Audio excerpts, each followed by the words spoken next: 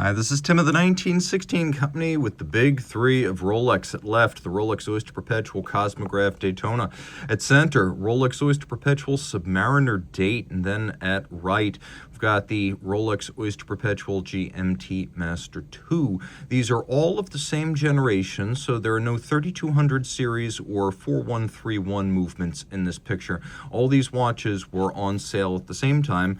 They are now widely available, certified pre-owned. As you can see, each one is exactly that. This is an rcpo comparison of the most prominent Rolex sports watch models. So we've got the famed Daytona, the Submariner, and the GMT-Master II. So we may as well take a look at each one of these and what each has to bring to the table. I have to admit that although the Submariner was my first love and the first luxury watch I truly wanted, the Daytona is probably closer to my heart because in the time since I became a watch collector, I've realized that the Daytona is the car enthusiast's watch, and cars will always be near and dear to me. Way back in the year 2000 when I was 14, I was watching the American Le Mans series, including the 24 Hours of Daytona, where the ALMS cars went to France, and from Daytona to the 24 Hours of Le Mans, I kept seeing this watch. Even in races where it wasn't a winner's gift or a trophy, it seemed to pop up. I love motorsports, I love cars, and the Daytona is for those people. So taking a quick look at the watch, it's very different in profile than the so-called super cases of the other 40mm sports watches. There's your super case sub, and there is your super case GMT Master. So you can see these squared off sheer cases, very different from the fluid form of the Daytona, which is why a lot of folks opine that the 40mm Daytona doesn't really wear like a 40, and depending on how you measure it, you can get a number smaller than 40. It's not thick. You can see in profile, the watch is 12.3mm thick, lug to lug, 46.5, and then end link to end link. Total distance across the wrist is 50.5. All these watches have 20mm lug spacings. We'll throw this on my wrist, which is 16 centimeters in circumference. It's a good fitting watch. It fits well. It looks good. It feels good. This is probably the most appropriate of the watches I'm showing you now for a smaller wrist, traditional tastes, or even a woman who wants to wear a men's-sized Rolex. It's a really good-looking, close-fitting, comfortable watch, and as a no-date, some will argue that it's even a little bit more appropriate as a dress timepiece. It's 100 meters water resistant. It's got a 72-hour power reserve, vertical clutch, column wheel, free sprung balance, full balance bridge, overcoil hairspring, anti-magnetic niobium zirconium hairspring alloy. And although it doesn't have a date, it does have stop seconds. This is the model that debuted in 2016, the 116-500 LN for Lunette Noir. That was the year the steel watch got the ceramic bezel. There's also a black dial version of it. All these watches are 904L steel. It's a high nickel content steel that doesn't need to be rinsed after exposure to salt, particularly salt water, and it won't corrode. Inside the clasp, we've got Easy Link, 5mm, snap in, snap out, tool-free adjustment. And then you can see here, as well as on the GMT, we've got 3 divots in the clasp, so you can change the anchoring point of the spring bar with a strap tool. This watch features a more deluxe style of Oyster clasp with the lift lock beacon hook system. Those two lock, and then the clamshell locks on top, so it's actually a double locking factor. This is a 100-meter water-resistant case. I shared a lot of the features of the movement. It is vertical clutch, column wheel, 3-day power reserve. And the column wheel feel is really good. Not every column wheel lives up to your expectations for tactile quality. This is one of the best in the business.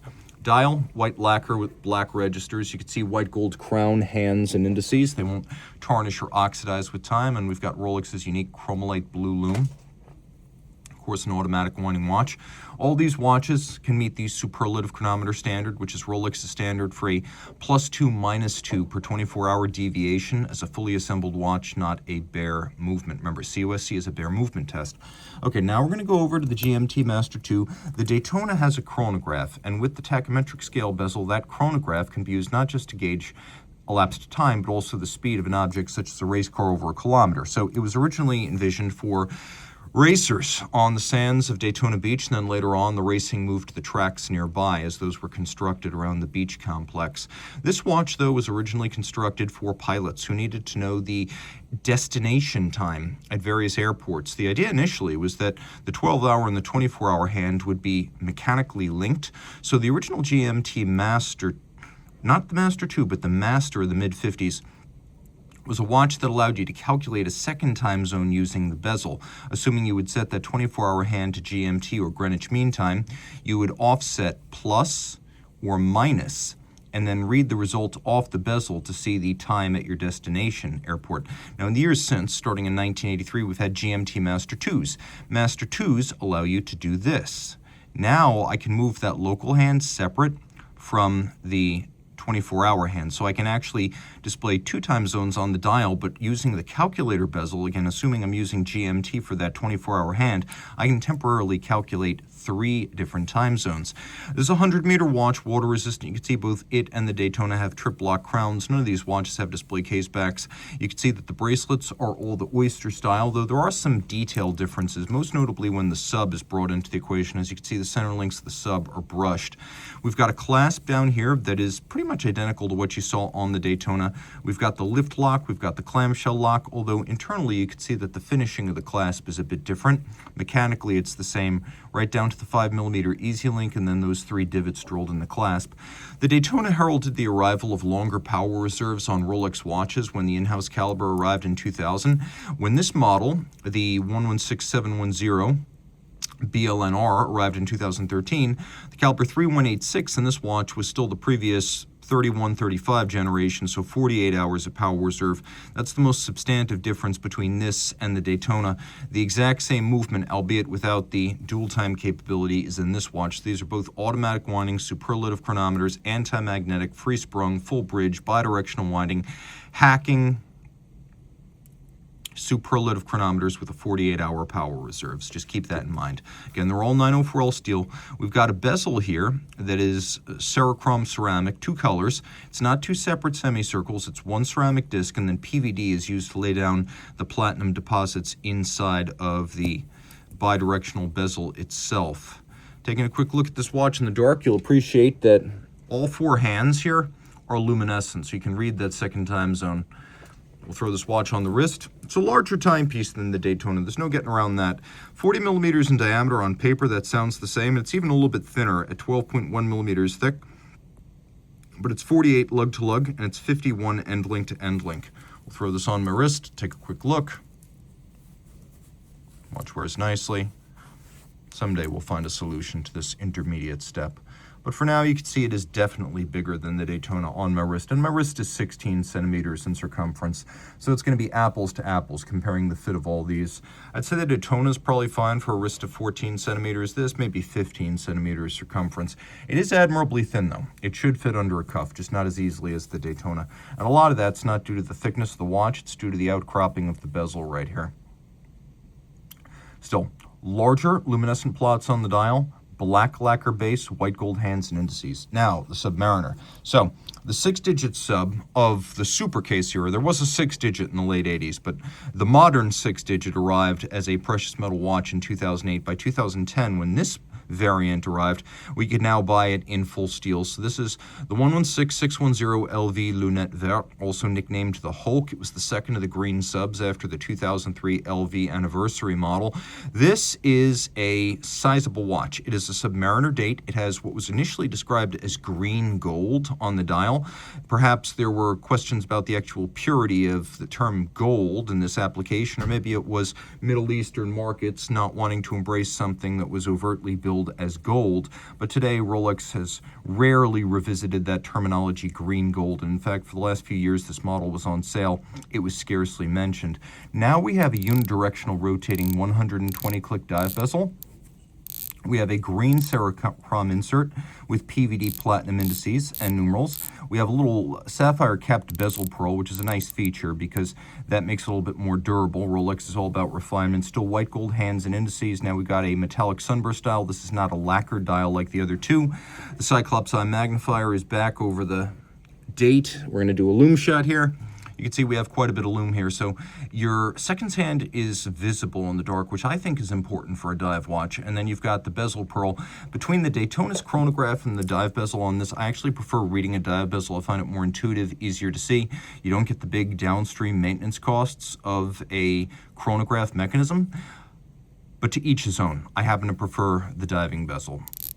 The feel and the sound of this bezel is absolutely top of the line. Now, whereas the GMT Master has a mobile 12-hour hand, and you advance that to change the date. Here we have a true quick set, so we still have the hacking seconds function, but we have an intermediate crown position that allows rapidly advancing the date. Okay, quick note about this watch. 300 meters water resistance. We've got a higher level of water resistance than we find on the other two. Both of those are 100. This is 300, but there's also something else inside the clasp. There is glide lock. So here we have 20 millimeters of tool-free adjustment in 2 millimeter increments. Now this is fine if you want to fine-tune the fit a little bit or pull it out all the way to extend over a diving suit. Easy enough to do, not a problem.